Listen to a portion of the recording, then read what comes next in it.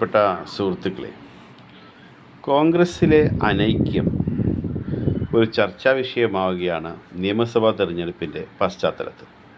പ്രത്യേകിച്ചും കോഴിക്കോട് ജില്ലയിൽ V D സതീശൻ്റെ നേതൃത്വത്തിലുള്ള പുതുയുഗ യാത്ര എത്തിയപ്പോൾ ആ വേദിയിൽ പ്രസംഗിക്കാൻ അവസരം ലഭിക്കുന്നതിന് വേണ്ടി കോൺഗ്രസ് നേതാക്കൾക്കിടയിലുണ്ടായ ഉന്തും തിരക്കും, അതുപോലെ ആലപ്പുഴ ജില്ലയിലെ സ്ഥാനാർത്ഥി നിർണയവുമായി ബന്ധപ്പെട്ട് വന്നുകൊണ്ടിരിക്കുന്ന അനൈക്യത്തിൻ്റെ വാർത്തകൾ, ഇതിൽ പ്രതീക്ഷയർപ്പിക്കുകയാണ് ഒരു വിഭാഗം മാധ്യമപ്രവർത്തകരും അതുപോലെ തന്നെ LDFിൻ്റെ ഭാഗമായിട്ട് നിൽക്കുന്ന ആളുകളും.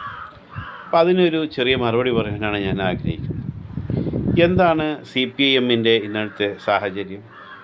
നിങ്ങൾ നോക്കൂ, പയ്യന്നൂർ പോലെയുള്ള CPIMൻ്റെ ഒരു ഉരുക്ക് കോട്ടയിൽ നിന്നാണ് വി കുഞ്ഞികൃഷ്ണൻ എന്ന് പറയുന്ന ഒരു ജില്ലാ കമ്മിറ്റി അംഗം വന്നിട്ട് CPM നേതൃത്വത്തിനെതിരെ പ്രസ്താവന നടത്തുകയും അതുപോലെ രക്തസാക്ഷി ഫണ്ട് പിരിച്ചതിൻ്റെ കണക്കുകൾ അവതരിപ്പിച്ചില്ല എന്ന് പറയുന്നതും അദ്ദേഹം പുസ്തകം എഴുതുന്നതും തെരഞ്ഞെടുപ്പിന് മുമ്പും ശേഷവും തീർച്ചയായും ചർച്ച ചെയ്യപ്പെടുന്നൊരു പുസ്തകമാണ് നമ്മുടെ വി കുഞ്ഞികൃഷ്ണൻ സഖാവ് എഴുതിയത്.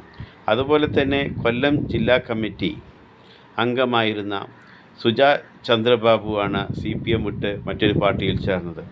മുൻ MLA ആയ രാജേന്ദ്രനാണ് BJPയിൽ പോയത്.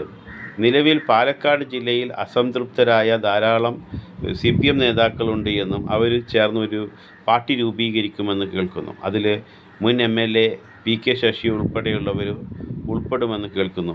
മുഖ്യമന്ത്രിയായിരുന്ന സഖാവ് VS അച്യുതാനന്ദൻ്റെ PA ആയിരുന്ന CPMൻ്റെ നേതാവും അങ്ങനെയുള്ള ശ്രമങ്ങളുമായി സഹകരിക്കുമെന്നാണ് അറിയുന്നത്. അപ്പോൾ ഈ അടുത്തിടെ CPMനകത്തു നിന്ന് തന്നെ വന്നുകൊണ്ടിരിക്കുന്ന ഈ വാർത്തകൾ വലിയ ഐക്യത്തെയാണല്ലോ സൂചിപ്പിക്കുന്നത്. അല്ലെങ്കിൽ ആ പാർട്ടി എത്രമാത്രം കേഡർ സ്വഭാവമുള്ളൊരു പാർട്ടിയായിട്ടും അതിനകത്തു നിന്നും ഇങ്ങനെ സംസാരിക്കാൻ നേതാക്കൾ തയ്യാറാകുന്നു എന്നുള്ളത് എന്തിൻ്റെ സൂചനയാണ് നമുക്ക് നൽകുന്നത്? മറ്റൊരു പ്രധാനപ്പെട്ട കാര്യം, എന്താണ് CPIയെക്കുറിച്ച് CPIM പറഞ്ഞുകൊണ്ടിരിക്കുന്നത്? CPIയുടെ നേതാവ് ബിനോയ് വിശ്വം വെള്ളാപ്പള്ളിയെ മുഖ്യമന്ത്രി കാറിൽ കയറ്റിയതിനെക്കുറിച്ച് പറഞ്ഞത് എന്താണ്? ഞാൻ വളരെ ചുരുക്കി കാര്യങ്ങൾ അവതരിപ്പിക്കാൻ ശ്രമിക്കാം. അതായത്, ഇപ്പോൾ CPM പറയുകയാണ്, തദ്ദേശ സ്വയംഭരണ സ്ഥാപനങ്ങളിലേക്ക് തെരഞ്ഞെടുപ്പ് നടന്നപ്പോൾ സ്ഥാനാർത്ഥികളെ കണ്ടെത്താൻ പോലും പറ്റാത്ത അവസ്ഥയിലായിരുന്നു CPI. അങ്ങനെ സ്ഥാനാർത്ഥികളെ കണ്ടെത്താൻ പറ്റാതെ പോയ പല സ്ഥലങ്ങളിലും CPI മത്സരിപ്പിച്ചത് CPMകാരെയാണ് എന്ന് CPI കളിയാക്കുന്നു.